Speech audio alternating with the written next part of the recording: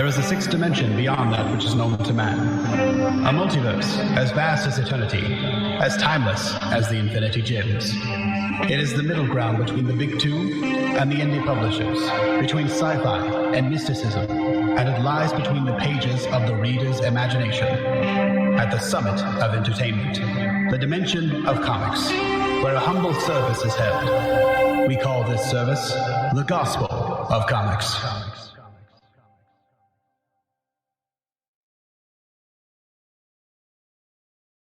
Well, hello everyone, and welcome back to the Gospel of Comics. I am your host, the Church of Failure, and with me, as always, is my trusty co-host, Ayrton McCartney. Wait a minute. Where the fuck is Ayrton? God damn it, Larry, what'd you do to Ayrton? Remember he called out sick? Wait, did he? Yeah. Didn't your HR department tell you? No, I was smoking crack in the back. Did somebody forget to deliver a memo? Oh. Well, that's probably what it is. Oh, god damn it. Well, instead of Ayrton McCartney, tonight we will be joined by the ever-entertaining Larry Bernard. How you doing tonight, buddy? I'm doing pretty good. I've been excited for this topic since we came up with it a couple of weeks ago. Well, that's because I foolishly got myself involved in a D&D campaign that starts in 2 days, and I have no fucking idea what I'm doing at this point. Like, I just wanted to do something... Go ahead. It's really easy, and the way your DM is setting this up, it's super easy. It's barely an inconvenience, to quote another YouTube channel. Okay, all right. I can live with that. In the chat, we've got Matt Christie, Chad Middleton, and Captain Weeb. How are you gentlemen doing this evening? I guess at some point I will read through the specifics that the DM sent me so that we will at least have an idea of what we're trying to pull together today. But what I was getting at earlier is usually, like back in the old days, because it was just, a bunch of idiot high school kids, I would just build the most ridiculous thing that came to mind. And how am I going to become a furry, Chad? Wait a minute. Now wait a minute! Anyway, no, I was going to do the most ridiculous thing that came to mind, which, to me, after reading up on 5e and finding out that kobolds are now, like, an established race, I was like, what about, like, a paladin kobold? Established is kind of pushing it. They have specs. That's pretty much all that matters to me. Yeah. But, I was just like, what about a heavy armor paladin kobold? Or a kobold monk? And then I read up on them, and I was like, that kind of goes against everything kobolds stand for, so that's not really going to work. What do you mean it goes against everything they stand for? Well, they're hateful little fuckers. Like, they just spend all their time hating everything. That doesn't really seem like a... Right. Hold up. You're thinking back in, like, 2nd edition terms. Of course I am. That's the last time I played. So, they have a thing called an Oath of Conquest Paladin. Okay. No, have you heard of that? No. The last anything that I heard of was a Vow of Poverty monk. Yeah, so I was working on making an Oath of Conquest Paladin, kind of went sideways in the game I was playing in. So let me just read you here. The Oath of Conquest calls to paladins who seek glory in battle and the subjugation of their enemies. It isn't enough for these paladins to establish order; they must crush the forces of chaos. Sometimes called night tyrants or ironmongers, those who swear this oath gather into grim orders that serve gods or philosophies of war and well-ordered might. Some of these paladins go so far as to consort with powers of the 9 hells, valuing the rule of law over the balm of mercy. The Archdevil Bel, warlord of Avernus, counts many of these paladins, called Hell Knights, as his most ardent supporters. Hell Knights cover their armies with the trophies taken from fallen enemies, a grim warning to any who dare oppose them and the decrees of their lords. These knights are often most fiercely resisted by other paladins of this oath who believe that the Hell Knights have wandered too far into the darkness. So if you're an Oath of Conquest paladin, there are 3 core tenets. Douse the flames of hope. It's not enough for you to merely defeat an enemy in battle. Your victory must be so overwhelming that your enemy's will to fight is shattered forever. A blade can end a life, but fear can end an empire. Rule with an iron fist. Once you have conquered, tolerate no dissent. Your word is law. Those who obey it shall be favored. Those who defy it will be punished as an example for all who might follow. In strength above all, you shall rule until a stronger one arises. Then you must grow mightier to meet the challenge, or fall to your own ruin. Well, I actually So- quoted something in a Discord server earlier today that kind of mirrors that. God bless the Republic, God help the lawless, God damn the guilty. Exactly. So you could do something like that under But- the general spectrum of an Oath of but- Conquest Paladin. Yeah, but as a kobold, like, you can't wear heavy armor and really take benefit of being a kobold. It would just be better to be. What do you mean? Well, they have higher dexterity, but they get no bonuses when Right. they're wearing heavy armor. Right? But they have like a +2 dexterity and lighter medium armor. hmm So But number one, you don't start off as a level 1 Paladin with heavy armor. well, actually, I'd start off as a level 2, but Still, as a level 2 Paladin, unless you get a whole bunch of gold real quickly, like in character creation, you're not gonna be starting with that much armor. yeah, see, I don't So know. you're gonna most likely be starting. I don't know what that situation is. Like, from what I understand, they're gonna tell us in the first campaign, like at the beginning of the campaign, how much gold we have to equip ourselves with or whatever. Oh no, my dude. No, my dude. That's already in the rules. I know it's like based on your race, right? No, it's Oh. based on your class. Oh, then yeah, paladins don't have shit. Well, that's not true, but they don't have a whole lot to play with right away. So let me just pull this up here. So don't rule out a paladin because you may Okay. not have that heavy armor right away. Okay. And even if you do get the heavy armor and you lose the benefit of dexterity for defense, so what? Well, they can also like fly, can't they? I was reading that kobolds could fly for like a small amount of distance. Yeah. So you So, can maybe wear just be like a light armor. Maybe just be like a light armor paladin. or you could just wear heavy armor and not fly Because because you want to be that awesome. Yeah. It's entirely up to you. It's It your is. character. It is, and I really want to be a kobold, just like a hateful little gremlin. Like Exactly. That just it makes me so happy to think about that. Just like a little a little pissy 4 or 5 foot tall kobold that just kind of hates everything and is on a holy crusade. And also, you know that there's subclasses of monk, right? What, paladin? No, there's subclasses of monk. Elaborate. Okay, every class in 5th edition now has little subclass thingamajiggies. Okay. So, for example, if you wanted to be a kobold monk, you could be a drunken master kobold monk. So, an angry, drunken, hateful kobold monk. So I could actually explain away the fact that I was half lit when I showed up to sessions as being in character. Well,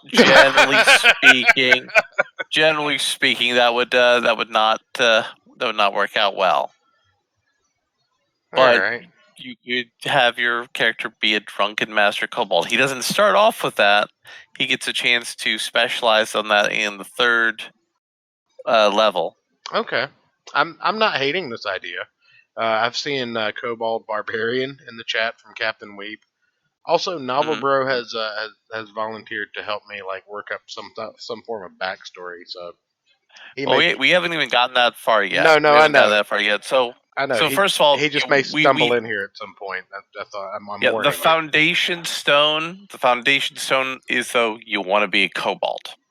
Kind of, yes. Like that just seems like the most ridiculous and fun thing that I could do. Oh God, no! There are plenty more ridiculous things. Well, I mean, sell me on it. The thing is, No.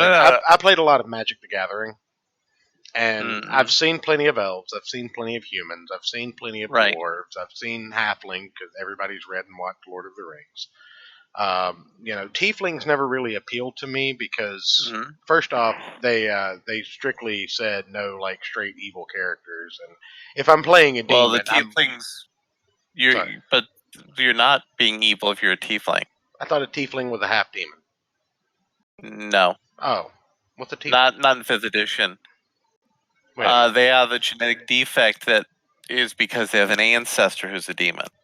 Oh, well, that's kind of what I took it as being part demon, and as part Right, demon, but I'd want to be kind of you evil. don't have to be half demon. You could have like a grandfather who was a demon, or there could have been a curse in your family that goes back generations. Right. I'm just That every so often you've got demonic manifestations. okay. So let me look at tiefling real quick. Uh, Intelligence +1, charisma +2. That's appealing. Talk yourself into out of shit. They mature at the same rate as human, but you live a few years longer. Don't really care. Um, Alignment don't have an innate tendency towards evil, but many of them end up there. See, that's what I was talking about. I read entirely too much of this book last night and realized it did me no good because it left me nowhere closer to creating a character. That is why I'm here to help you. I know, and that's why I love you for it. Thank you. Your base speed of 30, walking speed. You have dark vision up to 60 feet as if you were bright light and dim light, and then darkness is always dim light. You have resistance to fire. Like, it didn't really jump out at me except for the charisma score. Like, I like the charisma score and I like the naming archetype, but And just having the demonic physical traits. ancestry and physical traits, yeah. Um, Okay. so I'll So add tiefling now, to the now that we've possibility list. now that we've gotten some of this out of the way, Okay. what kind of character do you want to play?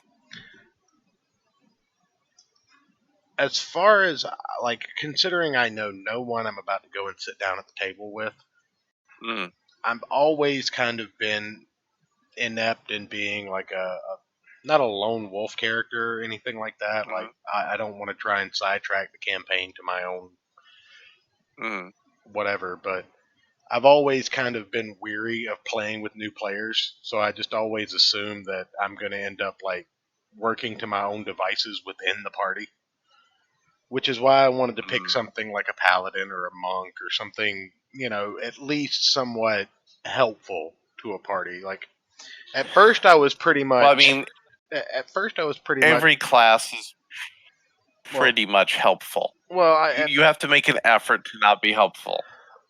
at first I was set aside to basically playing a cleric because I just assumed we weren't going to have any support, and then I figured out that everybody else in the team was either going to be like a warlock or a cleric or something like magic based that was they're all like more recent players than I am. And I legitimately asked, I was like, look, I haven't played in 16 years, but I'm interested. Usually, Mm-hmm. before I had children, I would go out and I would play Magic 3 or 4 times a week. Yes, I know, shitty game, blah, blah, blah, cardboard crack.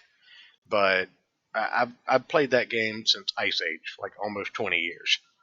And now that I have children, it's just harder to get away. It's a money sink. It's not really something I have time or money to do. And I still wanted to get out and interact and be a dork about once a week.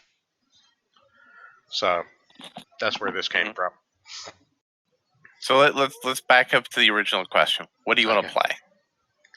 I just want to play an adventurer, man. I want to play the last character I played was a very agile orc. Um, I did pretty much everything for almost comedic effect, but not to an extent where it was like, he's just fucking around in the party. I just I want to sit down and have a good time. I'm not trying to be like so random or whatever, but I did like ninjutsu my way out of a window once and completely end an encounter by landing on the villain. Mm-hmm. Shit like that. Like I just wanted to play again. Like as far as what kind of character I want to play, that's what this whole thing is about. Like trying to figure it out. Once I figure out class and race and all that shit, then I'll be able to build some kind of a backstory and Right, but I understand. mean, you kind of need to pick your class based on what you want to play. Well, So, what do you want to play? like I said, a paladin or a monk are typically what I want to what I lean towards. Okay. Something else I would definitely want you to write down on your maybe board Mm-hmm. is a zealot barbarian. All right. What was the you said conquest vow of conquest or Oath of Conquest Paladin. Oath That's something you could get into at level 3. monk drunken subclass and Which you'd also get into level 3. a zealot barbarian. Yeah, which again you'd also get to pick at level 3. I think that's when you do that for barbarian. All right. Okay. Now, if I was gonna do a barbarian, I'd probably just go half orc or tiefling. Like it just doesn't make a lot of sense. Or you could do half Goliath. Wait, that's a thing? It's a thing. All right, I'm putting that on the board. You could also be a dragonborn.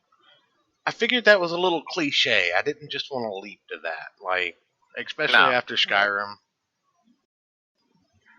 I mean, the dragonborn's just like a dragon person. I know, but I just figured dragonborn would be a cliche thing at this point. So I skipped over that altogether. So you're willing to beat people up? Absolutely, yeah. Like I'm willing to play a vow of poverty monk where I'm just like literally scrambling to give everything I own away after every battle because I can't have any wealth. So now I believe it says in the rule that you use the standard array. Is that what it says in the rules you got there? Actually, it's a good time to read those, right? Like I should just kind of let everybody know what we're working with here. Let me pull up my my little. Yeah.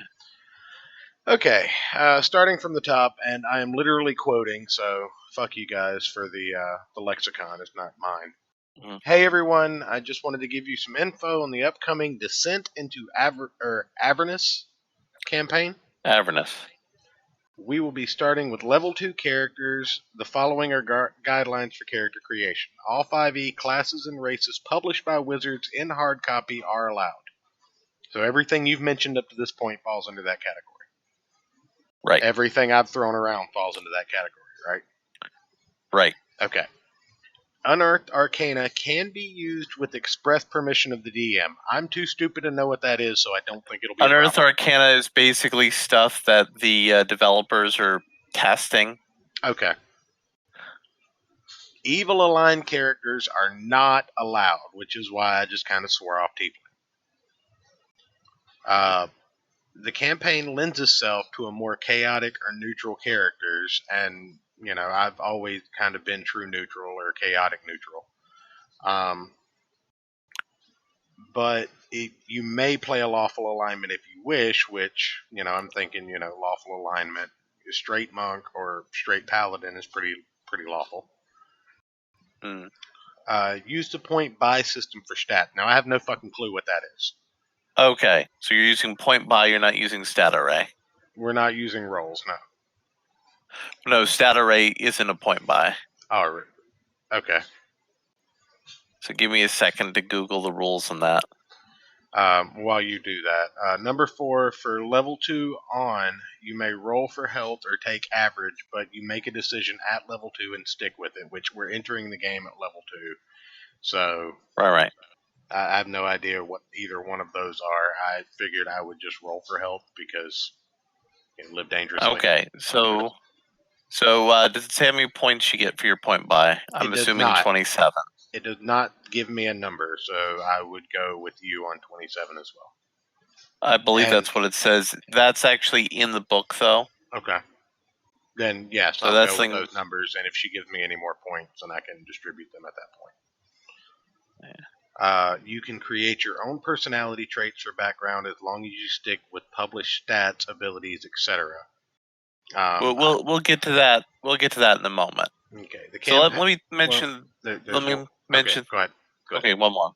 Go do the one more. Okay. Well, there's a finishing paragraph. The campaign is a nice balance of combat and roleplay opportunities. Your characters will have lots of choices to make, decisions that will significantly impact the events of the adventure. So I don't recommend murder hobo type characters, which I was like drats. I'm happy to talk to any of you individually before the session, and I'd love to have character backstories to tie into the campaign. So that's where Novel Okay. Bro comes in. Yeah. So let me give you the gist of what a Goliath has. So Okay. a Goliath gets a +2 to strength and a +1 to con. Okay. Their lifespan are typical to humans. Okay. Their alignments tend to be lawful. They tend to have a sense of fairness, balanced with emphasis on self-sufficiency and personal accountability, which pushes them towards neutrality. They're between 7 and 8 feet tall. Okay.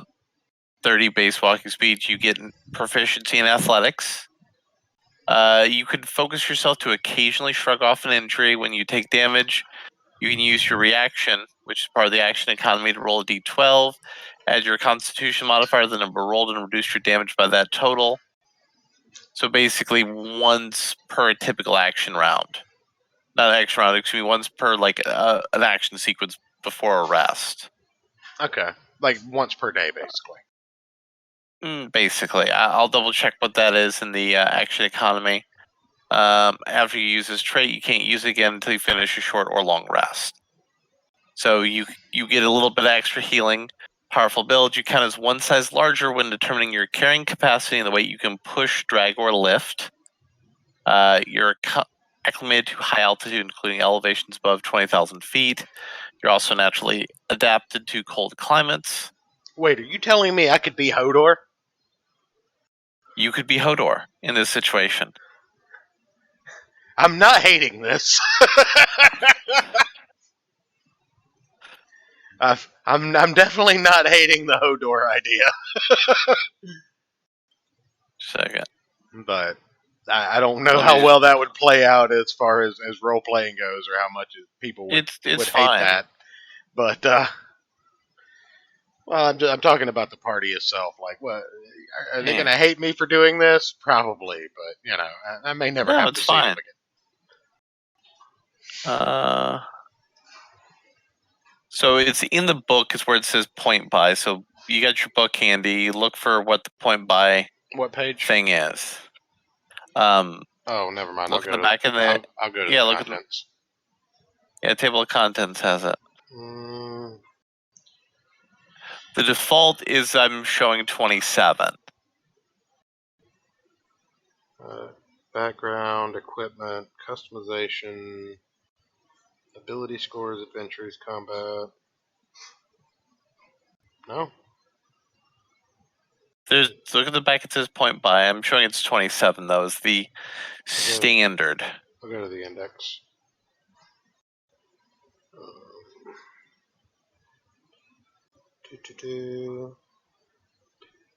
Point of origin. Are you talking about the DM handbook? No, I'm talking about the player's handbook.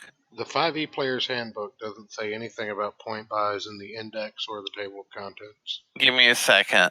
Here, give me mine up here. I've got the one that was from 2014. Yeah, no, it's there. Do. Character details, inspiration, background, equipment, multi-classing feats. Come on, pull up. Spells list, materials plane, beyond the material, creature statistics, proficiency bonus. Maybe it's in the first page? Maybe it's in like 16?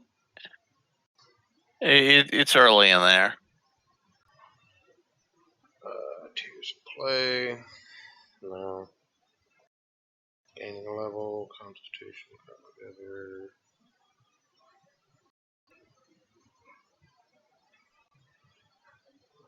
together. Here we go.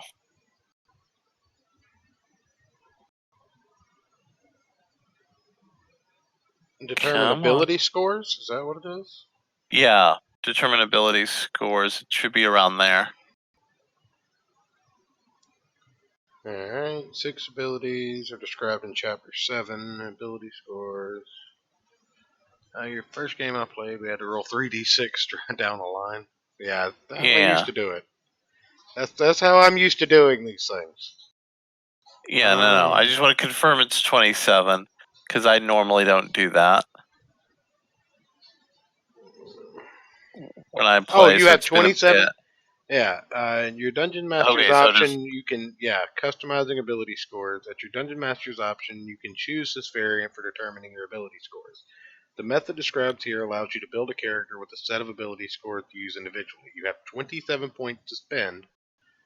The cost of each score is shown. Score 8091. Yeah, 159. So what?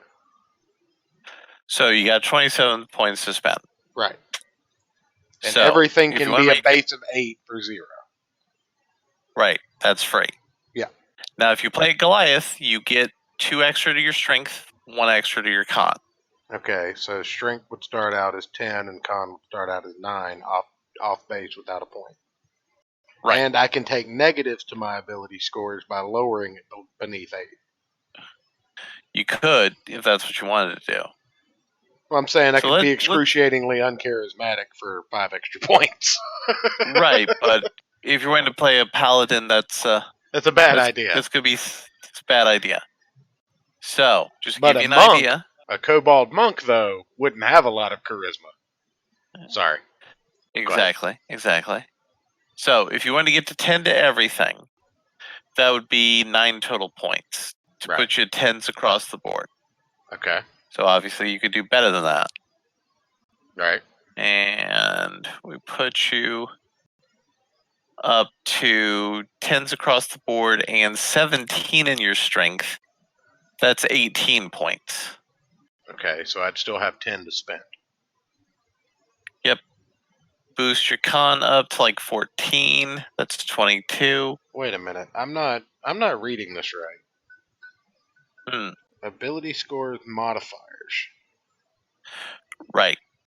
It says 8 to 9 minus 1, which means that Right. 8, That means that your modifier is -1.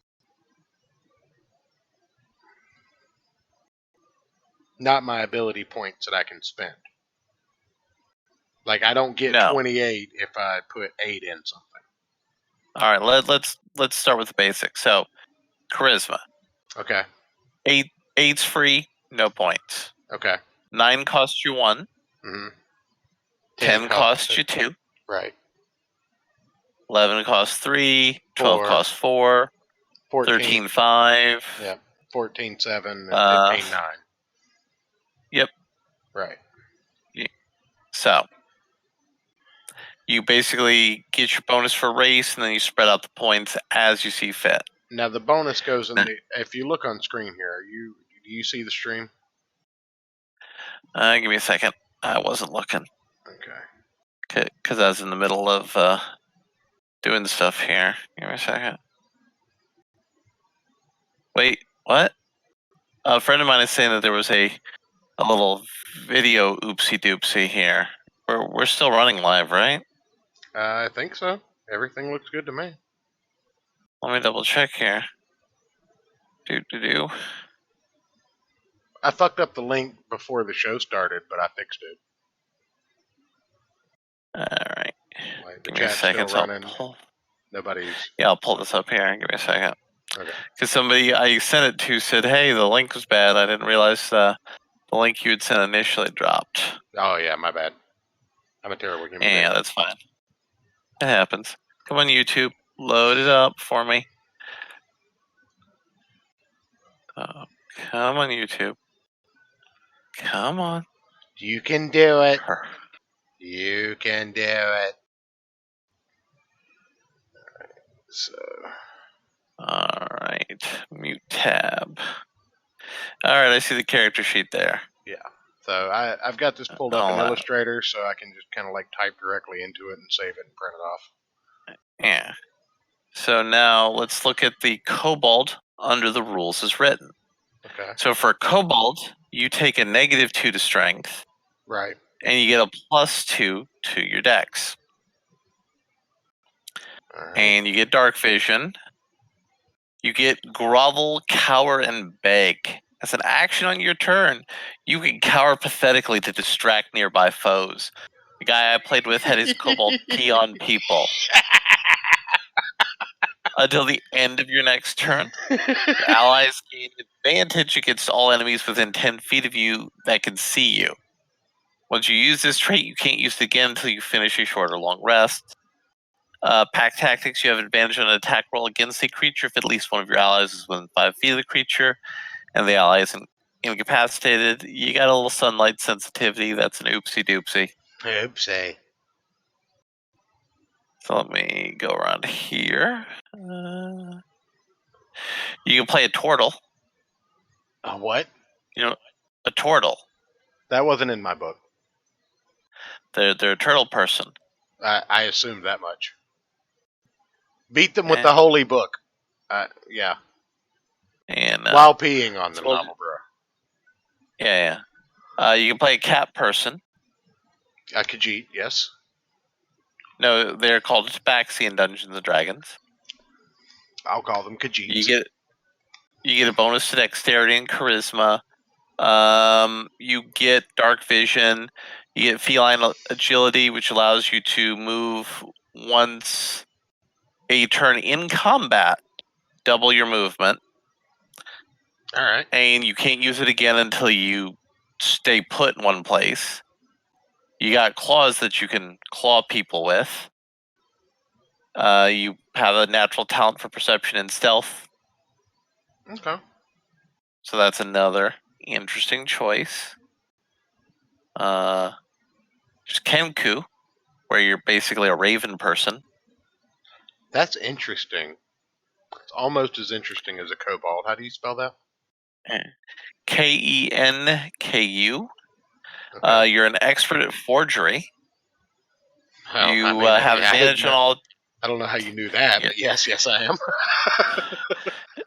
You have an advantage in all checks made to produce forgeries or duplicate existing objects. That could be You're very also useful. proficient in two of the following skills: acrobatics, deception, stealth, or sleight of hand. You also have you can mimic sounds you have heard, including voices. A creature that hears that sound you make can tell that they're imitations with a successful wisdom insight check opposed to your charisma deception check. So that's another interesting choice. I'm not against it.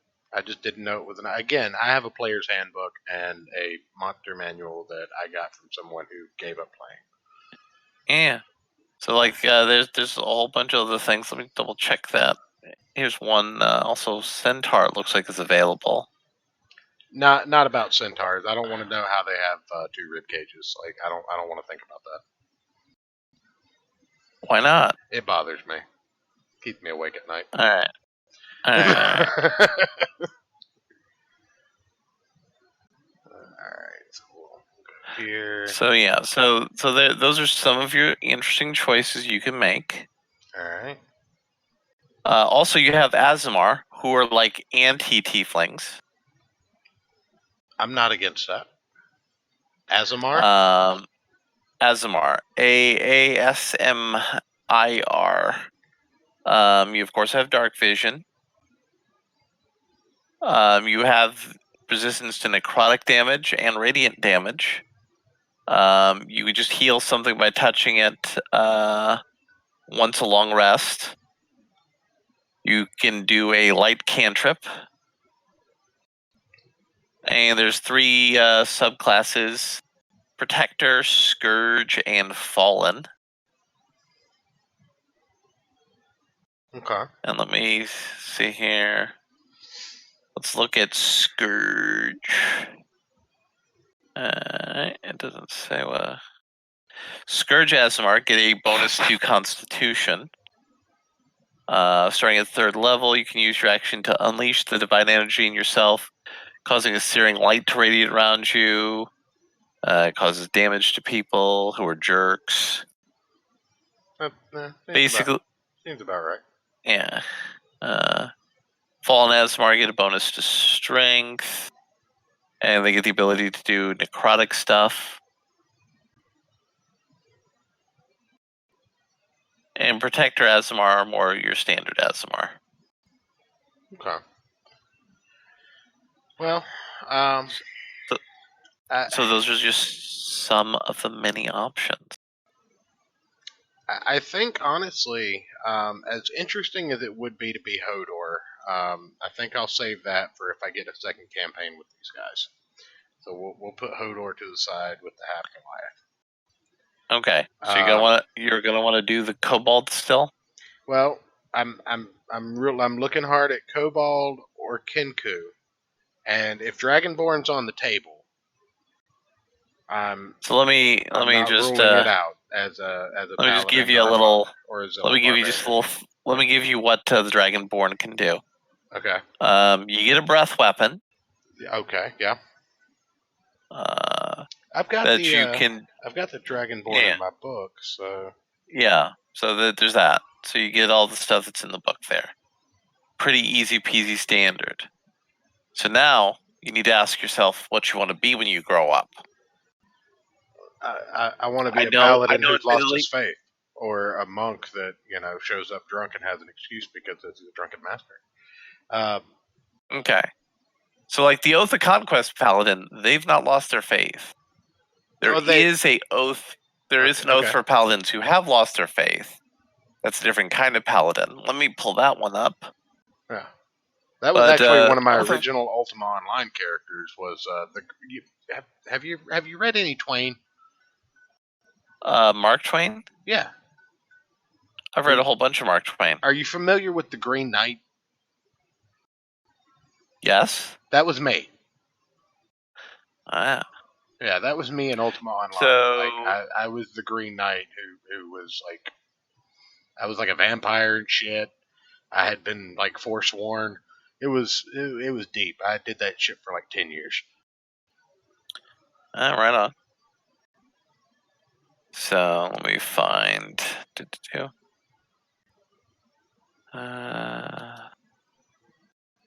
So the tenets of a broken oath paladin, godless, the gods lie. The power they would grant you is already yours to command. Is one of the subtypes. Oathless, I will take no oaths. I will follow no laws of God or man. I am subject to my will alone. Wordless, what one says is meaningless. What you do is what you are. And merciless, those who are bound to the will of others must be freed. Those who fail to exercise their own will must be purged. Yeah, God bless the Republic. God help the lawless, and God damn the guilty. Again, I'm with it. Just keep in mind, you're kind of evil adjacent within the framework of how D&D does it. So you're going to walk a fine line. Do you think my DM, like, saying no evil characters would have a problem with that? You would need to talk to him, obviously. Okay. So that's just a little little picture snapshot there of some of the options. If you want to go just monk or just oath enhanced paladin. So those are a couple of little avenues you could take with that. What do you how do you think, like, if I was gonna go Dragonborn, an Oath of Conquest Paladin sounds right up the alley.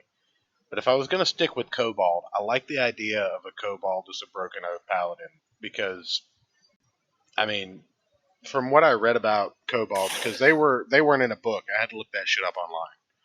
And when I looked those guys up, like, they're fiercely loyal to one another, but being cast out is like one of the biggest, like, or that dwarves. I might be thinking of dwarves.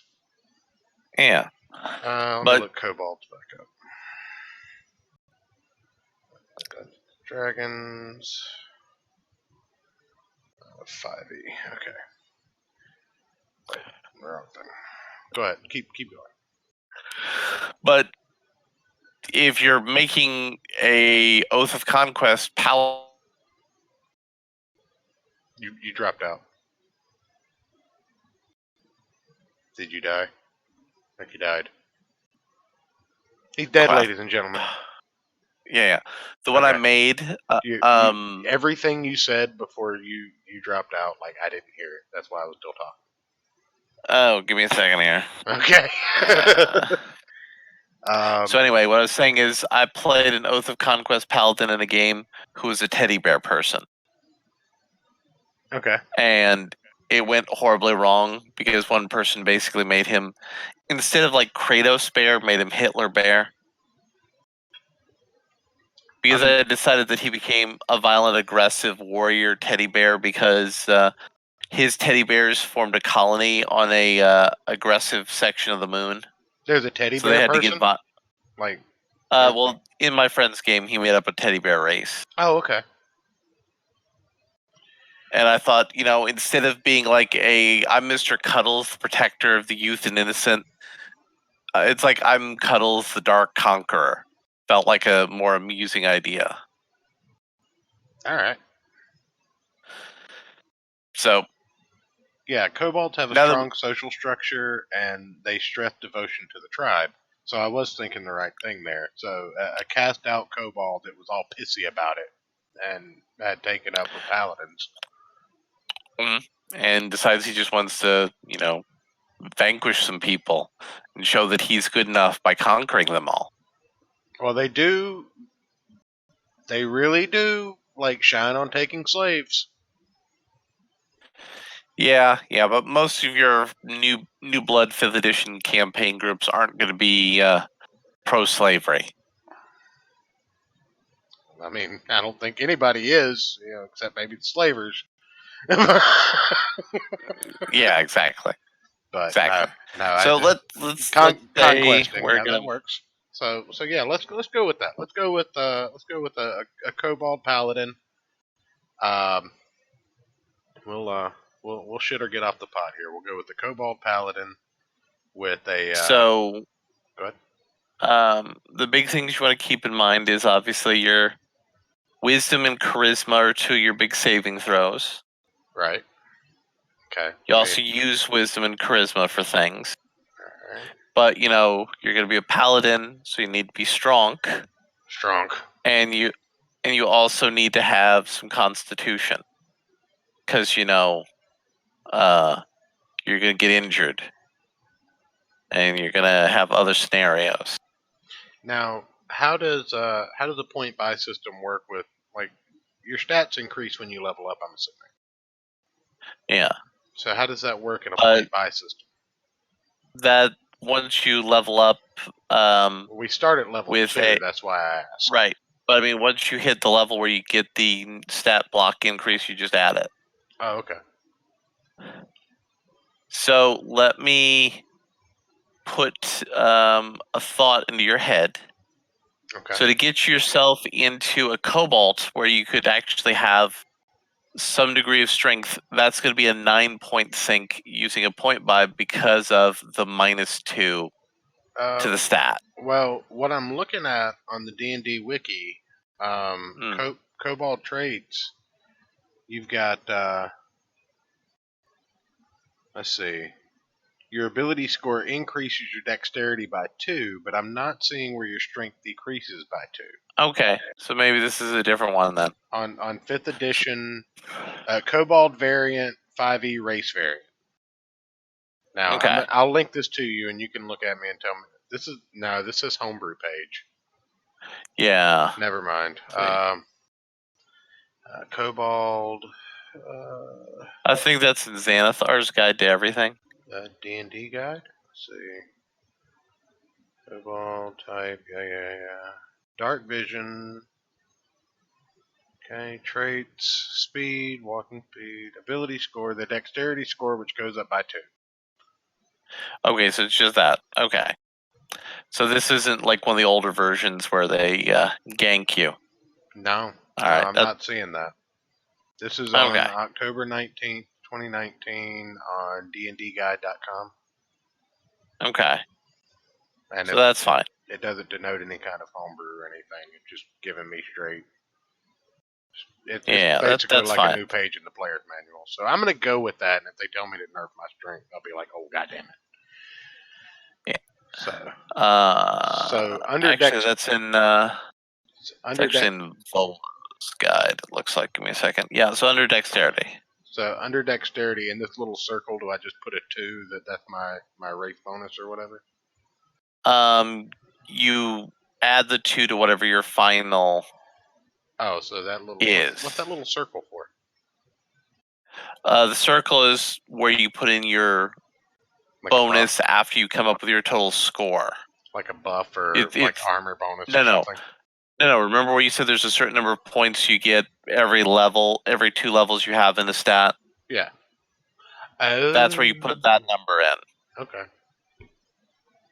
All right. So you said the saving throws are. I can probably find these. Yeah, the saving throws are in. Wisdom and in charisma, right? Yep, they're in the player's handbook. So just.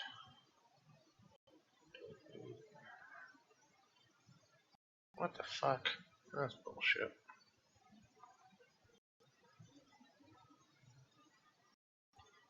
Yeah, wisdom and charisma.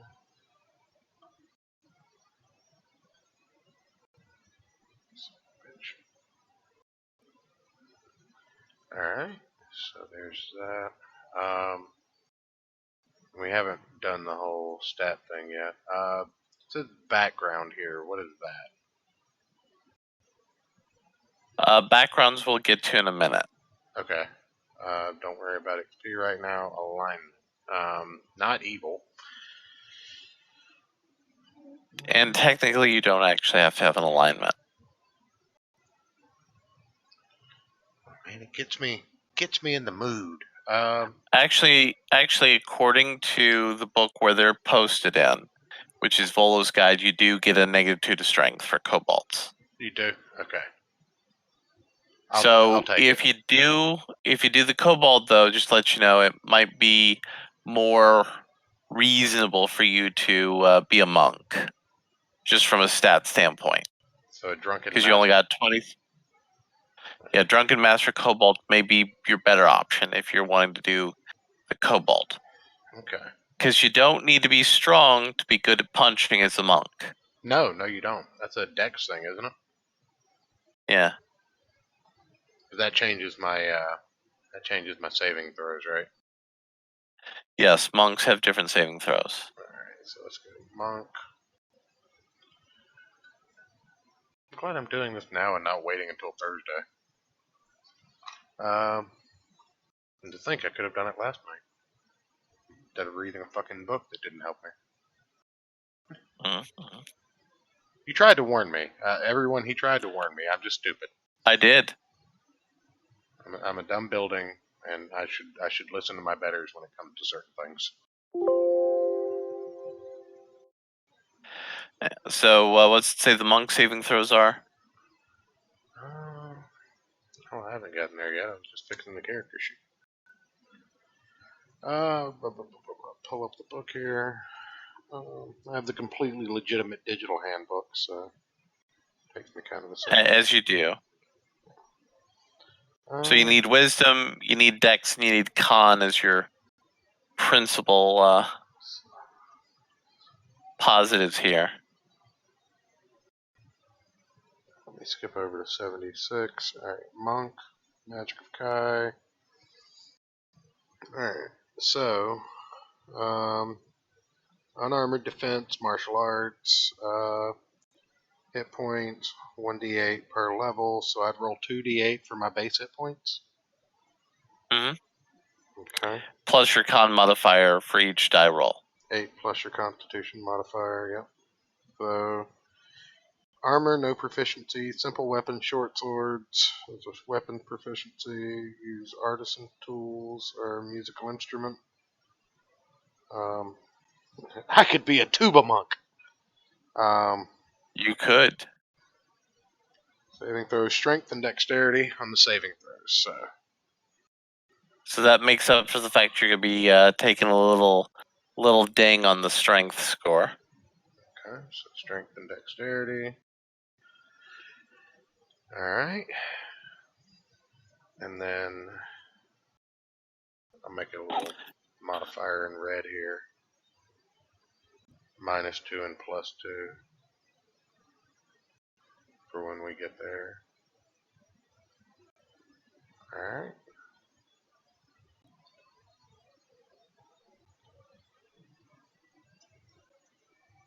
And then I am going to put an alignment because I'm just that kind of narcissistic asshole. Lawful neutral. Okay. Okay. That's too high.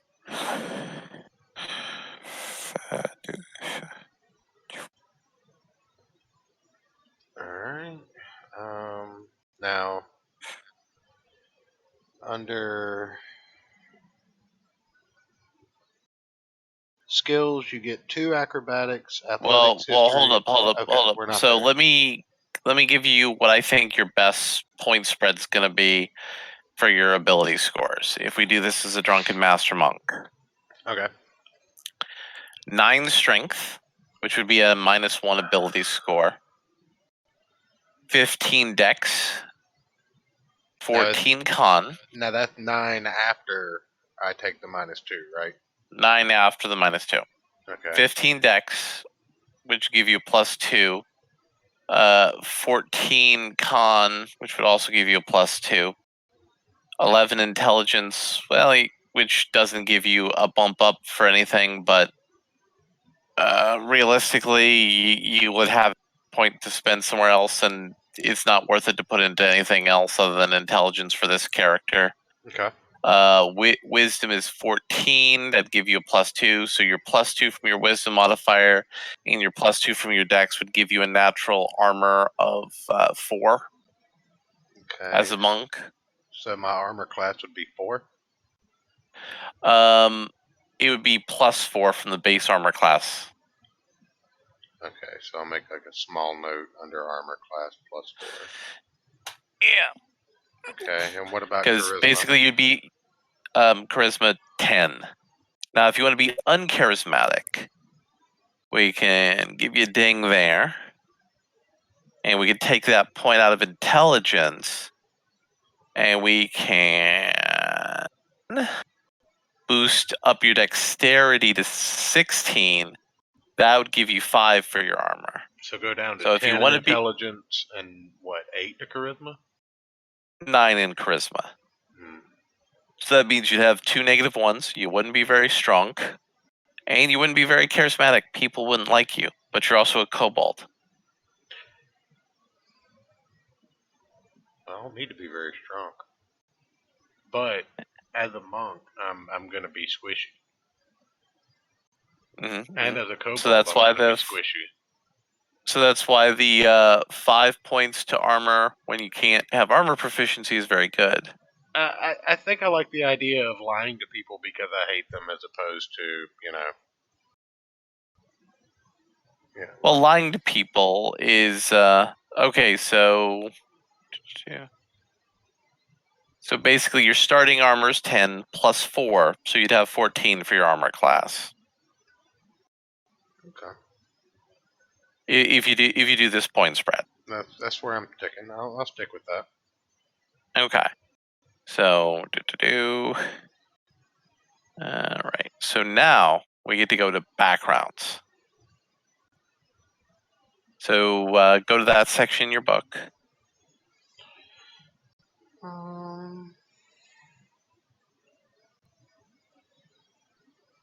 Backgrounds are 125. Okay.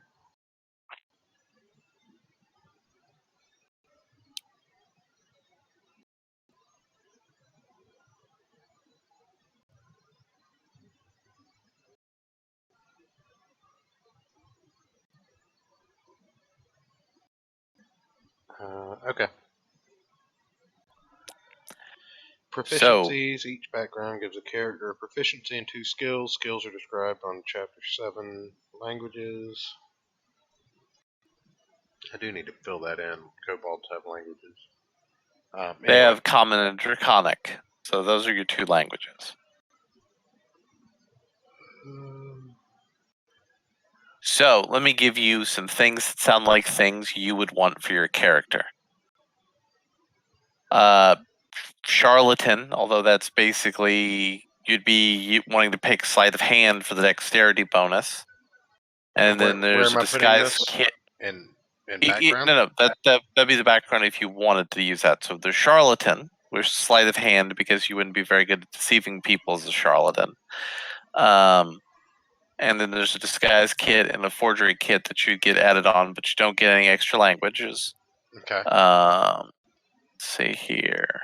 You'd be an entertainer who does acrobatics. There's also a variant version of entertainer where you could be a gladiator. You'd also get a musical instrument as an entertainer if that's the way you wanted to go, or a disguise kit. Entertainer, you said? That's another option for background. There's an urchin. Basically, you grew up on the streets, where you can get sleight of hand or stealth for your proficiency. And then there's disguise kit and thieves tools. Those are some of them, and there's some others in there, and there's also additional background, variants that are in there. I'm just kind of flipping through them. From some of the other books, you have things like City Watch, Your City Guard, Cloistered Scholar, no, Traveler. Pirate. There's Sailor, there's not really Pirate. There's a subcategory called Pirate. Oh, yeah. So if you want to do that, you can do that. Let me see here. Venture youth under the sway of a dread pirate and a ruthless cutthroat who taught you how to survive in a world of sharks and savages. Nah, I'm a monk. That's fine. I kind of like the idea of... You could be a pirate monk. I don't know. I kind of like the idea of an urchin monk. Like, you just kind of wandered into the monastery because, well, you had nowhere else to go. Yeah. So that take that. Take your pick of the kind of tool proficiency you want.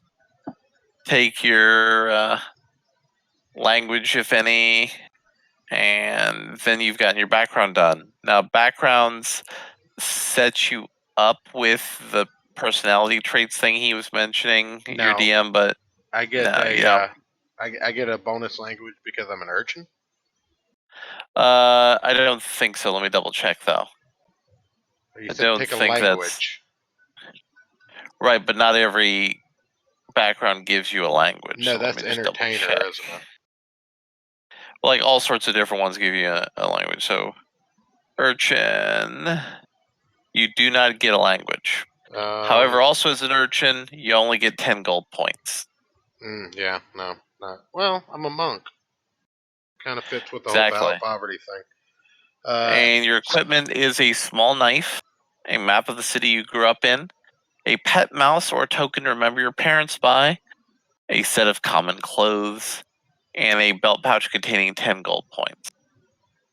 Now, I would recommend you ask your DM for equipment. Do you use the gold rules from background, or do you use the equipment rules from your class? Because those are two different sets of rules that have two different outcomes. Right. Let me look at pirate. Let me see what that... pirate... You are a pirate. Yeah, you still only get the 10 gold points. In pirates as well.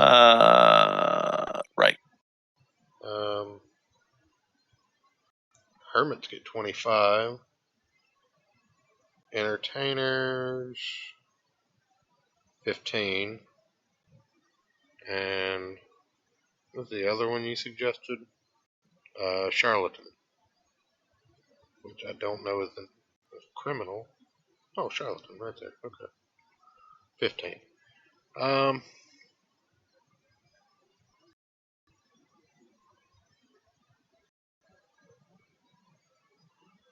True, false identity.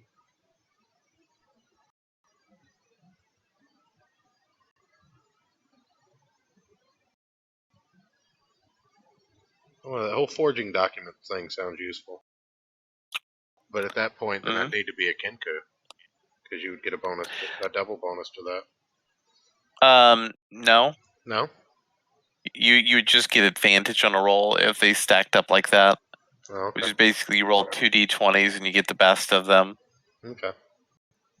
I mean, still, that's pretty damn good.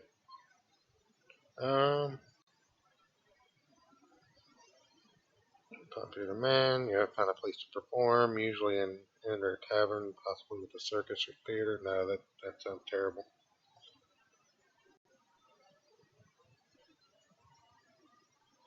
No, I'm gonna go with the urchin.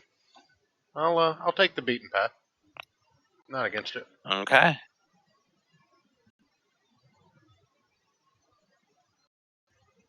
Why is that thing? I don't know why that thing's on my screen, and I hate it. Anyway, keep going. I'm distracted. Yeah, so you've gotten your background. Now you go to what it says you do for the monk for 5e. Okay. I'll pull that up. So you roll your 2d8, you add your con bonus. Well, the Constitution bonus is +2, right? Yep, so you add 4 basically to your 2d8. So that's +2 and +2. So I get it. I put my bonuses in the little circle below. So I get a +2 to Dex, a Right. +2 to Con, and a +2 to Wisdom. Right. No pluses for anything else. Right. And you then get to choose from the following skills: acrobatics, athletics, history, insight, religion, and stealth. I'm gonna go with Stealth. Okay, but you get 2. All right, so I'm gonna go with Stealth on 1, and what were the others? Acrobatics, athletics, insight, and religion.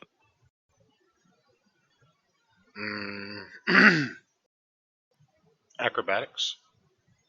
Okay. Maybe I can jump out a window and encounter again.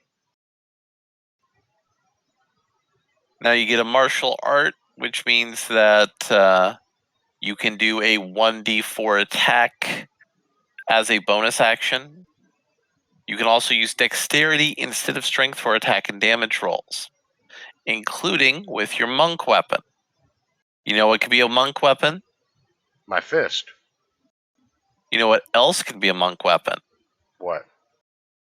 A short sword. Yeah. You get a proficiency with short swords. Or any simple weapon. So should I be putting all this under proficiencies, like kobold proficiencies, monk proficiencies, and urchin proficiencies?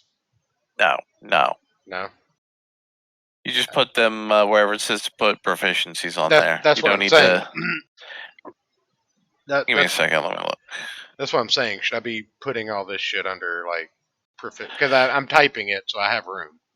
Yeah. I think that's this big box at the bottom. Right. No, I know where. I'm saying I should be putting all this in Yeah. there, not being a fucking. Yeah, you should put languages, tools, and all that. Yeah. Okay. So, link me to that resource that you were looking at, the kobold on. That was to do. It's actually in Volo's guide. That's a book. Yeah. It's Volo's Guide to Monsters, and there's a section on how to play monstrous player characters. Alright,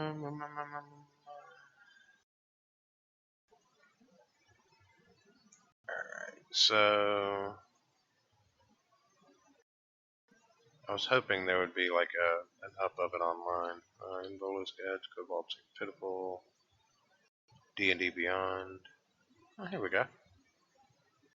Volo's Guide, Kenku, and Kobolds. There we go. Yeah. Kobolds. What? No fucking way I'm not doing that. Gonna charge me money to find it. What are the proficiencies for a kobold under Volos? You don't get proficiency for that. Give me a second. That's just common and draconic languages. Yeah, just common draconic languages. Okay. You don't actually get a proficiency for race. Oh, well, that's racist. And give me a second to pull that back up. All right, so You get dark vision. You're sensitive to sunlight, it's sleight of hand and stealth. So under urchin. and you get a bonus whenever there's an ally. You have advantage when there's an ally within 10 feet of you, and you can be yourself to give your allies an advantage. I don't feel like that's in the book. Well, it doesn't have to be peeing. It's begging and groveling, but I mean, is that you can pee yourself as your choice for how your begging and groveling manifests. is that where should I put that under the proficiencies in languages, or should I put that somewhere else? You'd put that under there. That'd be a fine place to put it. Okay, so Kobold.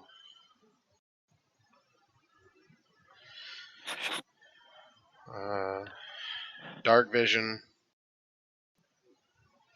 begging, and groveling. And then what else? What was the other one?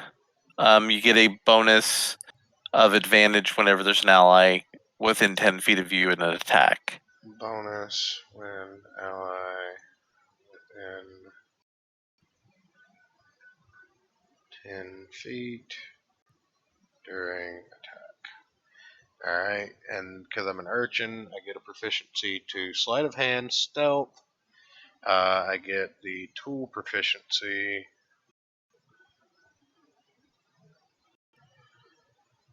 Of a disguise kit. Or the forgery kit. Or thieves' tool. So it's either or. Wait, it doesn't say or. It's just disguise kit, comma, thieves' tools.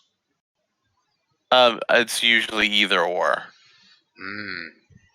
You gotta pick what kind of a charlatan you are. No, I'm an urchin. Oh, the urchin. So it's either or. It's disguise kit or. Actually, I think it is both. Double check what it says in the book.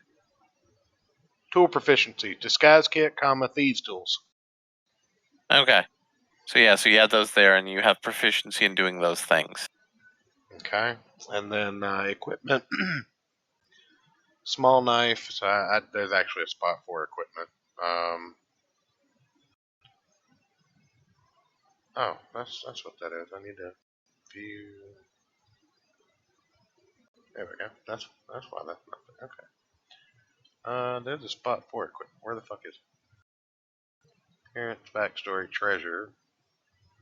Okay, equipment. Now there's CP, SP, EP, GP. That's okay. That's money. Copper, silver, gold. Got it. Yeah. Figured it out. I'm not that dumb. Not that goddamn dumb. And let me just say, you've already figured out your backstory. So kobolds aren't normally people who live in a city, right? Right. No, I'm a homeless kobold that just kind of wandered into a monastery. Well, no. But you see, you're a street urchin. So first, you ended up being abandoned in a street of some city. Being homeless, being generally disliked by other homeless people because you're a kobold and, everybody knows kobolds eat people who wander into their caves. Yeah. So they didn't care for you. And then you wandered into a monastery and they gave you 3 squares, place to stay, place to get drunk, and learn martial arts.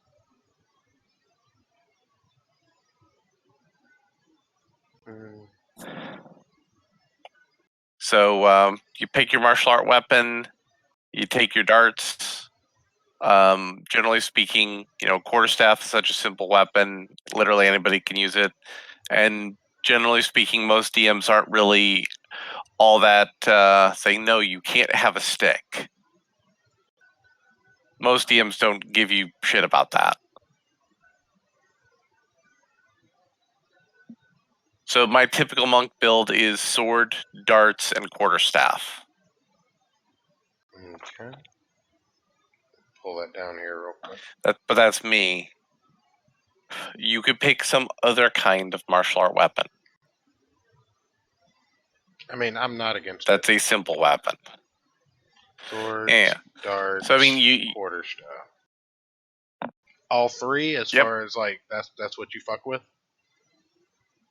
or Yeah. just okay. So like what I would do then he does a sword strike and then turns around and does like a kick or a punch for his follow-up attack. Now, as far as the martial art, well, actually, I need to look at monk too, real quick. I've got that. Basically, you attack with your primary attack. You then attack with your secondary attack. Yeah. And you also have ki at second level. Now, should we roll which you hit could points spend real quick to before we get too do. far? Don't say Yeah, CP. roll your hit points. All right. Well, we've got this nifty bot. Yeah. We've got this nifty bot in the Discord now. So yeah. All right. So you go R2D8 13.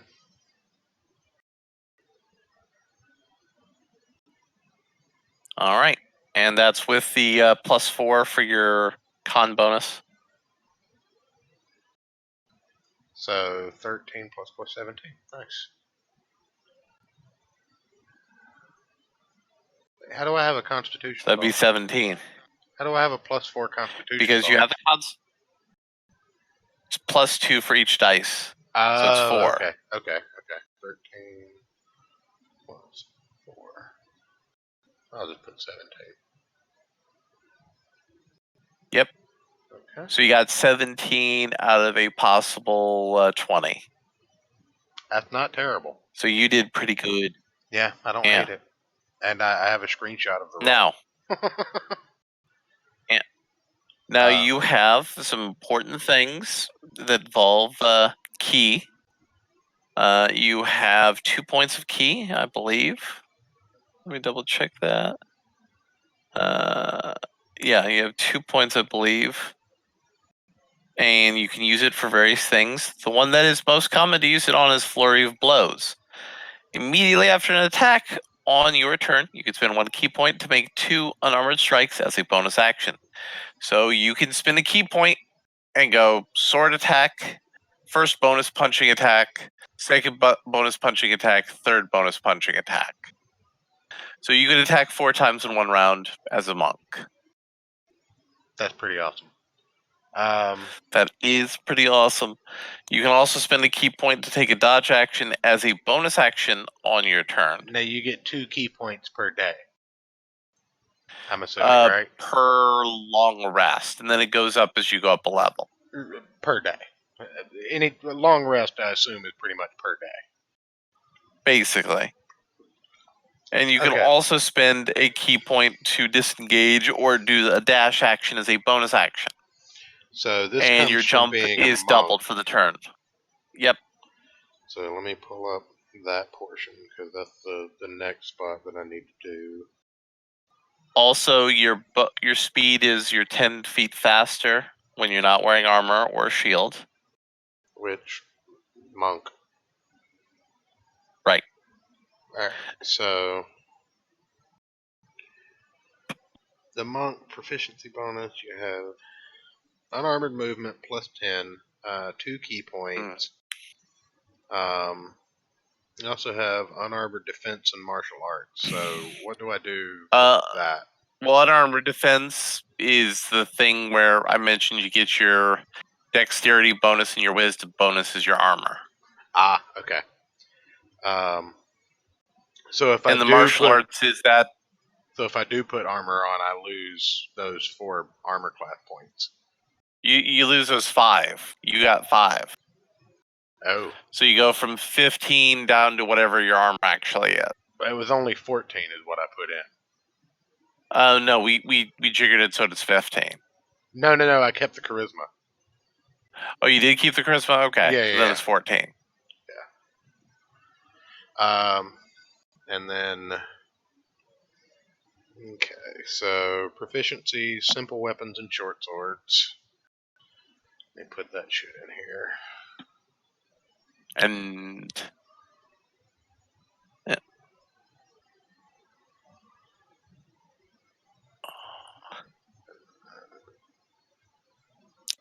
And then once you hit 3rd level, you go on a drunken bender, and you realize the power of drunk martial arts. Sexy. Now it says artisan's tools or a musical instrument. I think I made a joke about tuba, but that's not the worst word. Not tuba's stupid. Or, you could have artisan's tools like a calligrapher's pen, and you could For be a forging. calligrapher. For forging. No. Well, you use that for other things, but yes, you could attempt to forge with it.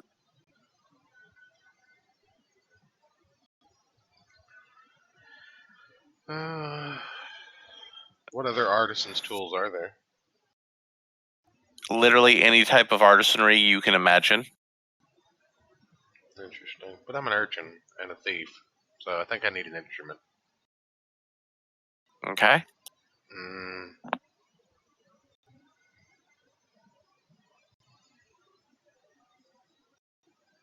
What's that very tiny guitar that A ukulele? No. They had one in the Hunchback of Notre Dame. A mandolin. A mandolin. Mandolin. Yes. There you go.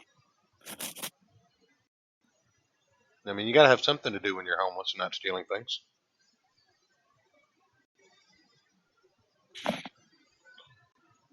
So, now then. So, where do I put this key shit? Hello, lad. What's going somewhere on, on the novel bro? sheet. Oh, I just find somewhere for it. Character appearance, Yeah. allies, organization, My sheets are normally a mess. Oh, okay. I don't have any kind of cantrips or anything I need to fuck around with, do I? Nope. Okay, and these are for spells that I don't have yet, so I'll just put it under additional features and traits. I'll put the font, center the goddamn text because it bothers me. What's going on, novel bro? How you doing, buddy? Not bad. I've just been thinking about the backstory for your urchin monk. Well, let me also get you a thing here. Okay. It's a little book called Xanathar's Guide to Everything. Now, you need to ask the DM, hey, can I roll on the table in Xanathar's for, like, life events? And get those things all put in.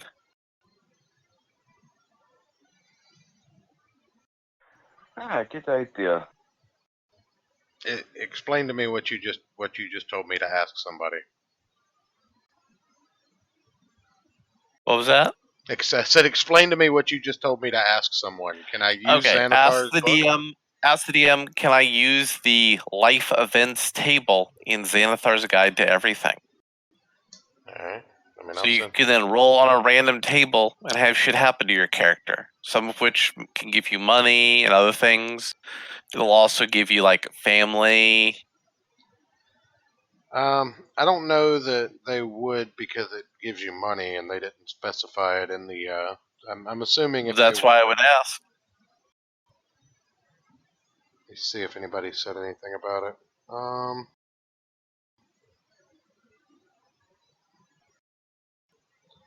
Okay, so looks like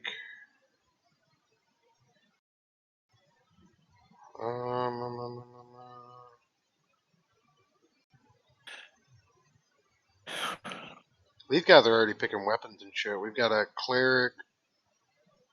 Well, we got somebody willing to play a cleric, a wizard, and a rogue, and just wanting to be whatever the party needs. I've got a halfling rogue. Looks like a. Fucking no. They didn't actually answer the question.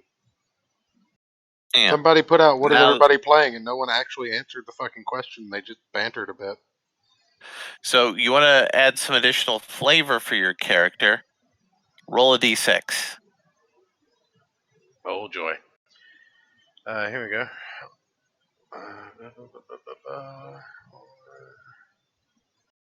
1d6. 3. 3. Your monastery was founded long ago by a cloud giant and is inside a cloud castle that can be reached only by flying. All right. Now roll another d6. 3. 3. Your monastery is its iconic animal is the Kirin. Your monastery sees its main purpose is watching over and protecting the land in the manner of the Kirin. Cloud Monastery. And Monastery Kirin is only. and the Kirin is the Chinese mythological creature that's on the Kirin Ichiban beer. Right. Kirain. Kirin. Okay. And now roll on yet another d6. Did you just call it the mascot for the It's the icon. icon? Monastery icon. Kind of like the fish might have been for Jesus in the early days of Christianity. Basically. So what's the third 6. d6 give you? 6. Your master was kind and generous, never critical of your process. Nevertheless, you feel you never fully lived up to the expectations placed on you. Never lived. Felt. Never lived up to expectations. Basically, he was a super nice guy who tried to help you, and you're like, feel kind of resentful over the fact that you just weren't good enough for him. I mean, that kind of work. That kind of makes sense. I'm going to put all of this in the character backstory here. So yeah, we figured out your character's backstory. We got you all set up. Alright, so now I just need to figure out appearance. I'm guessing my starting weapon would be a quarterstaff. What's the starting GP for a monk? Just a second. Your starting GP would actually be based on your background. So 10. But you can also get a sword, and then just say, "Hey, can I also have a stick for a quarterstaff?" I've never known a DM that's been saying, "No, you have to pay for a stick." You wouldn't pass an old man from his walking stick, would you? I might Exactly. actually end up being old, so short sword and quarterstaff, or just short sword and stick? Short sword, darts, and say, "Hey, can I have a stick for a quarterstaff?" I mean, it's not like those cost a whole lot. Yeah, I'd probably find a way to work your way through that, but instead of calling it a stick or a quarterstaff, call it a tree branch. Tree branch is the typical way to go about that. So let me show you how the random life events table would work for you. So roll a d100.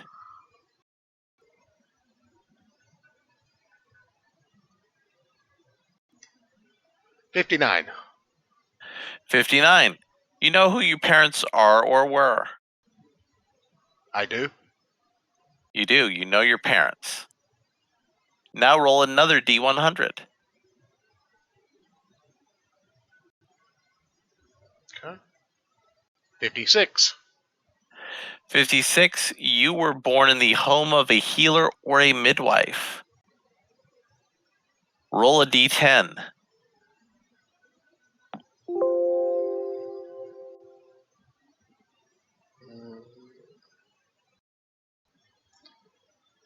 Okay. 6. 6. Roll 1d4 plus 1, and that's the number of siblings you have. 4 or 5. 5 siblings. You have 5 siblings. Jesus Christ. So Now we go way down here. I have- Family and I have a shitload of siblings, so that does kind of work. yeah. Now roll the D100 again. 29. 29. You had an adopted family of a same or different race. Wait a minute. So I know my parents. I have 5 siblings, but I'm adopted?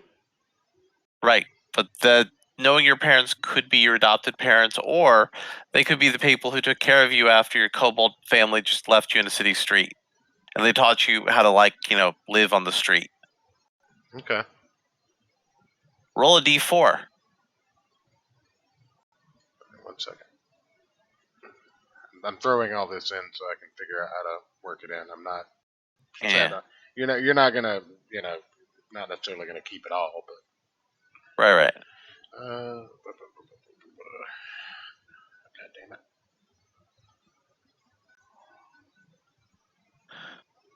Alright. 1d4. 4. All right. Your kobold parents disappeared for an unknown fate if you want to go that way with the adopted parent route. We've already determined you're a street urchin, so your family condition is kind of shitty. Well, this gives me a novel grow a good bit of stuff to work with. Yeah. Now, and you live on the streets, so that's easy enough to fix out. So roll 3d6 plus your charisma modifier. To each D? Just 3d6 and then add the charisma modifier. I have no charisma modifiers. 10. So roll 3d6. 7. Others saw you as being different or strange, so you had few friends. Well, that makes sense. And roll a d6. Okay. 6. You were why you became a charlatan is you were poor. Oh no, you're an urchin. Let me find the urchin one, because there's also one for an urchin. Urchin D6. Your parents died, leaving no one to look after me, so you raised yourself. Oh yeah. What about the adopted parents? Or are they the ones that died? That's an important thing for you to keep in mind. And we already determined why you became a monk. You wandered in, and they said, hey, we'll give you something to do and feed you. Yeah, well, I mean, I could fly in. Exactly. Roll a D100. 81. 81. We love Israel So and the Jews. No. If you want to go by that, your character can be 41 to 50 years old. What's the age? What's the age of a kobold in your manual there? Like their lifespan or whatever. I'm assuming it would be a little longer than a normal human. Yeah. I mean, ultimately, that's what I would throw out for age. But 41 be older. 51? Yeah, 40 to 50.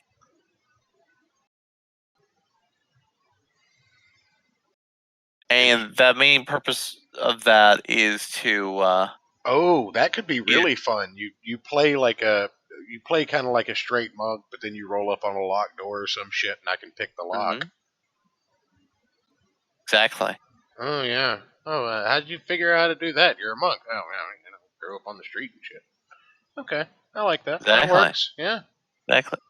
So, do you feel confident now? Oh yeah.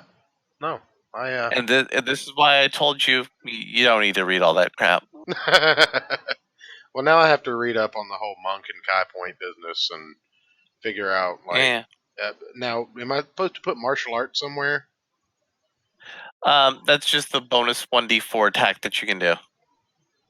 So I put that under attacks?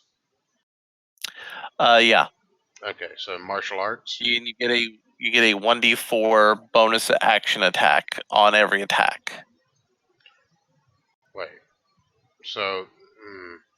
So you do one normal attack. So you bonk somebody on the head with a stick, and then as a bonus action, you get to punch them for 1d4 damage. You still have to make your attack roll, but bonus, you do attack roll 1d4 punch. For martial. Alright. So bonus 1d4 attack is, but it's not actually an attack. Like No, it is. You roll an attack roll as a bonus action, Okay. and if you're successful, it's 1d4 plus strength modifier, which And that's you don't really have. is that once per heavy rest or once per round? No, once per attack. Oh, okay. And actually, no. You get to, I think, use your Dex mod as a bonus to that attack. You don't use your Strength mod. Action of 1d4 plus Dex. I believe so. Double check that in the book, though. That's in Monk, right? Yep. Okay, so my hit dice is 1d8 per monk level. So my hit dice would be 2d8. Mm-hmm. So if you have to heal, you roll bloop 2d8. No, that's hit dice. Right? No. If you're injured, Oh, and you okay. need to heal, and you're not gonna you roll 2d8 or 1d8. That's Per if level. you don't have somebody to heal. Well, you can roll one dice hit die or both hit die if you need to for healing. Oh, so I can attack and wait. You So can attack and like to heal. No, to heal. Oh, okay. You have to be in a rest. You have to be taking a short rest, and then you can roll your hit dice. Okay. Now, if you're a paladin or a cleric or something with a healing spell, you can go boop healing. Oh shit! My hit points are actually 8 plus my Constitution modifier, and then 1d8 for my Right. So I need to start my hit points. Actually, I rolled a 13 because I just rolled 2d8. I start with 8. And then Plus my Constitution modifier, which is 2. Which is 10. Then Okay. you take the dice roll plus 2. 1d8 plus 2. So I need to Right. roll 1d8. Yeah, you can do that again if you want to do that. 8. Okay, so 3 plus 2, so that's 15. Not as good. But I'll take it. And then plus your Constitution modifier per monk level. Okay. Well, if I just take the 5, I'll just leave it at 17. Fuck it. Yeah. I was happy with 17. That was an amazing roll. Exactly. I didn't even start with So, that. so you not only have all the mechanics of your character worked out, organically based on how you designed the character's mechanics, you figured out his story. Yeah. I'm not, And then once you hit level 3, you're going to become a drunken master monk. So you're going to have drunken fighting powers. I mean, I don't hate it. I don't hate it. And especially when you become a drunken master, you can pee on yourself to help your friends out in the combat. I mean, we've all been there, right? I mean, I've done that. Yeah, I've done that in real life, but I didn't know you could do it in a game. Exactly. Just pissing all over the floor in the hopes that everybody stops. Points ahead. Yeah, basically, you pee on the floor, and then your friends feel so bad for you that they're better at attacking the villain. That is how it actually works. Yeah. As long as I can somehow figure out a way to do this during the middle of the campaign. Yep. I mean, you can pee. No, this. Okay.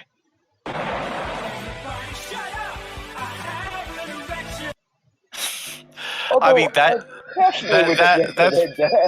is probably not something you can do at most game stores these days. Oh no, you can at mine.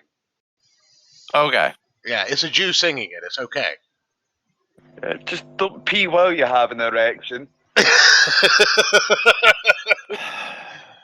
Wait. What about first thing in the morning? I mean, that's always the challenge. Have you started your? Well, I'm I'm just going to make a quick joke about have you sorted your acrobatics out? Because you're going to need to do some acrobatics over the fucking shit. I didn't realize that I also got equipment because I get a short sword or a simple weapon. So I don't get the darts. I get the short sword or the darts. And then I get a Dungeoneer's pack or an Explorer's pack. I'm gonna go with the Explorer's pack. It just feels feels more like your character. yeah.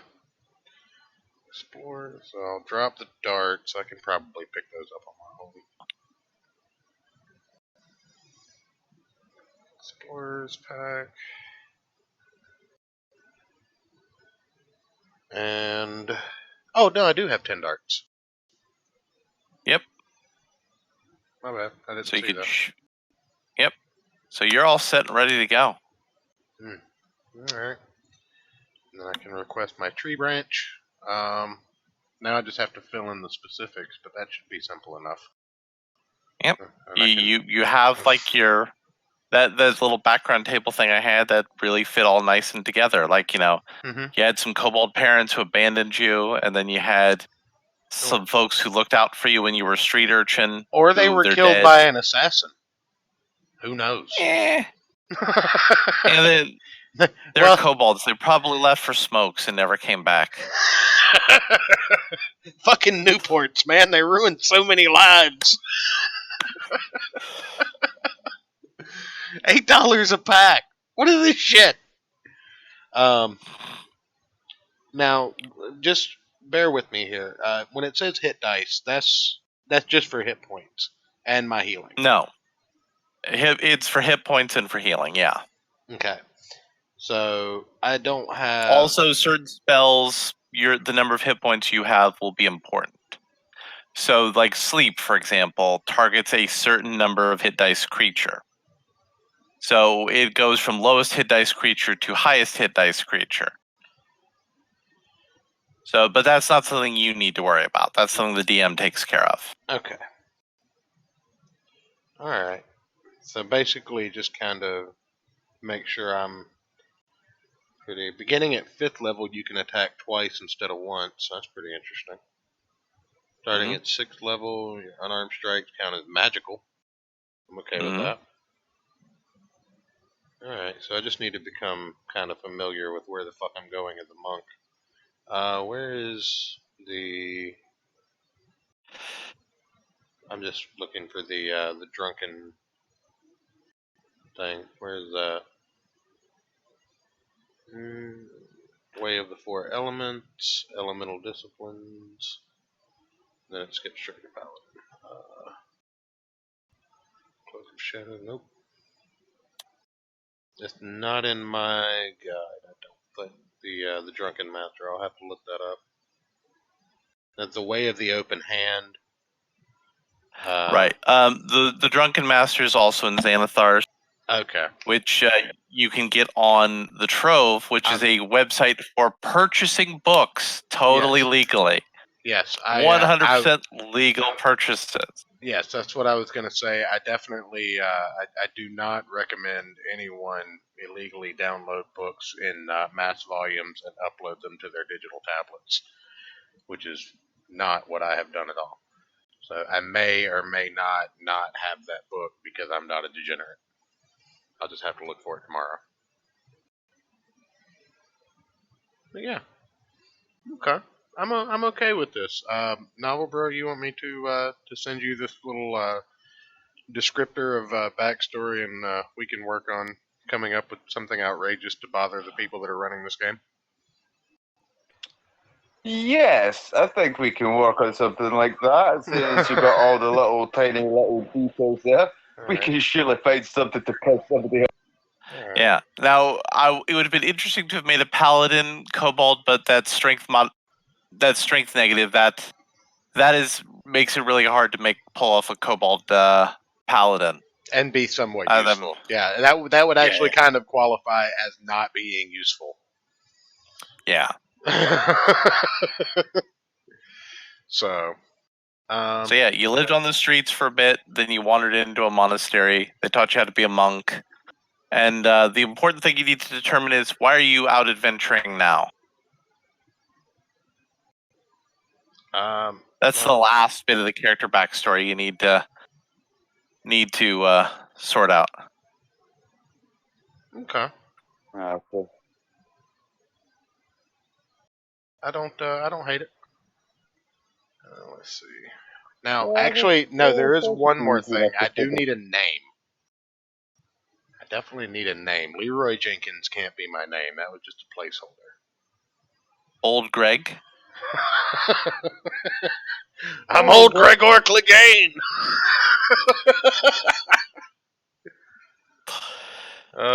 That's pretty good. That is pretty good.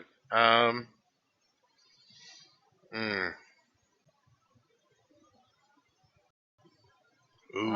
Old Greg with 2 G's at the end.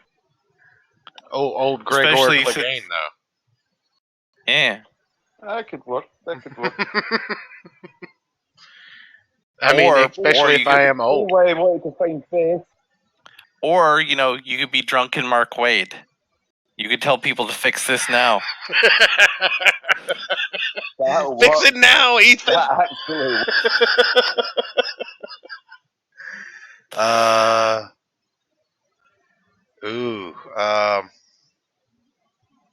Brodock Brick Bluff. That's a mouthful. And these name generators are all shit. But let me pull up the Drunken Master monk thing for 5th edition, just so you get an idea of what the next level will be like. When you choose this tradition at 3rd level, you gain proficiency in performance skill if you don't already have it. Your martial arts technique mixes combat training with precision of a dancer and the antics of a jester. You also gain proficiency with brewer's supplies if you don't already have it. At 3rd level, you learn how to twist and turn quickly as part of your Flurry of Blows. Whenever you use Flurry of Blows, you gain the benefit of the disengage action, and your walking speed increases by another 10 feet until the end of the turn. At 6th level, you move in a sudden swaying way, so you gain the following benefits. Leap to your feet when you're prone. You can stand up by spending 5 feet of movement rather than half your speed. You can redirect an attack. Starting at 11th level, there's Drunkard's Luck. You always seem to get lucky at the right moment when you make an ability check, an attack roll, or a saving throw and have disadvantage. You can spend 2 key points to cancel the disadvantage of that roll.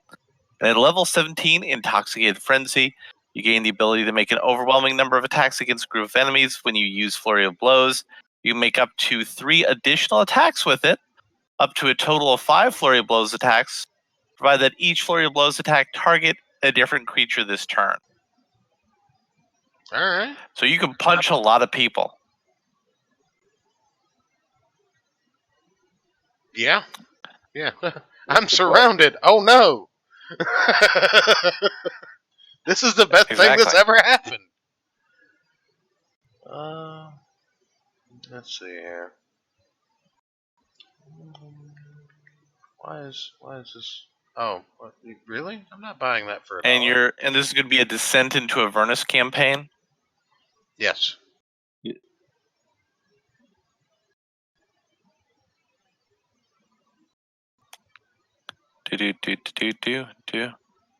That's located in Baldur's Gate. Oh, I've been there in many Yeah. many different games. Ooh, there we go. I like it. Albrecht Cragstalker. All right.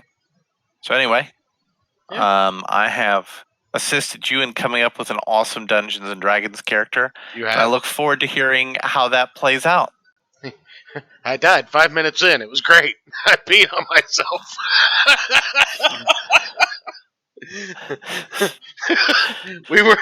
But because I peed on myself, everybody else survived. That is correct. I'm a hero.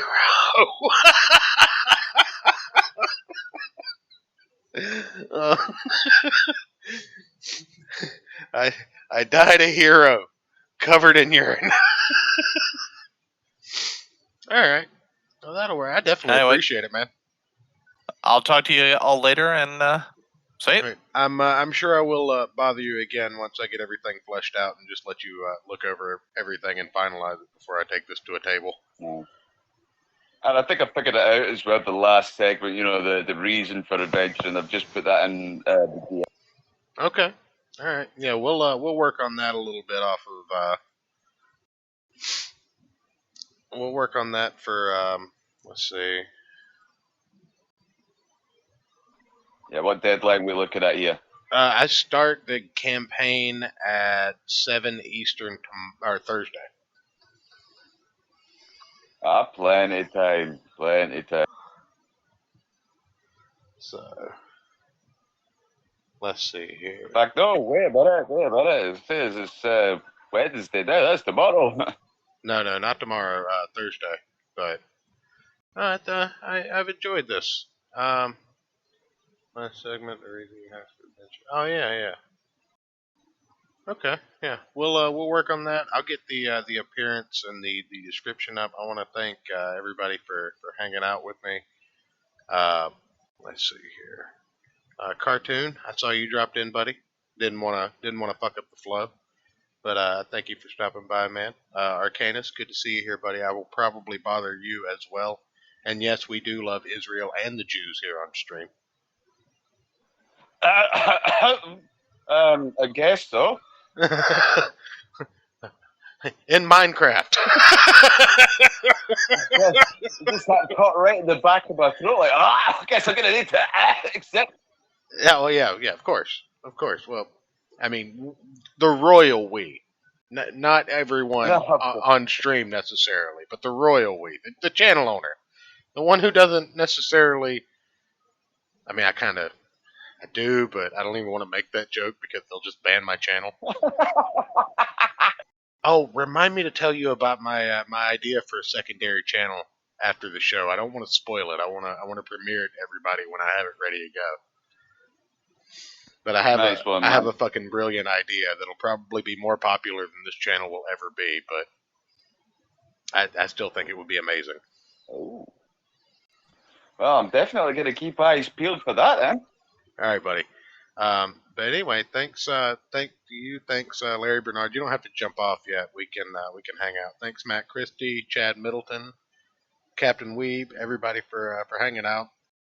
I had no idea that there was so much shit that they put into this game. Like, I literally used to just sit down with a piece of notebook paper and some dice and play this game, and now there's 3 pages to a fucking character sheet. What is this bullshit? Well, that's proper evolution, that is. I didn't expect that either, in all fairness. But at least now I kind of know where to go, and I will be able to sit down with my DM about an hour before the campaign starts and work everything else. We go ahead and get the name put in here, and then we will sign off. Albrecht Craig Stalker. There we Nice. go. And then I'll figure out how old this fucker is based on. I don't want him to be super old, but I do want him to be. You want him just coming into middle ages, you know. So I'd say ideally you'd want him at probably 41 years old, you know. Well, Not maybe quite depending on the lifespan of a kobold, though. That's what we're not taking into account. See, if a kobold lives to be 200 years old or some shit, then right. You know, he'd kind of still be a little bit of a baby at 40-something years old. Or that might just have been when his parent disappeared or what the fuck ever. Or he got cat. But yeah, we'll figure out the minutia over the next couple of days. But anyway, this has been a lot of fun. I'll figure out exactly what else to fill in over the next day or so, and pass that on to Mr. Larry Bernard, aka Karasoth. Thank you, Novel Bro. Thank everybody for hanging out. And if I find Ayrton, I'm gonna have to fire him. He didn't show up at all. No call, no show. He did actually call and tell me he was not gonna make it tonight. So he was fucking around. But I could do a sign off if you want, just to keep the thing. Oh yeah, definitely. Go ahead. All right. Good night, everybody. Later, guys.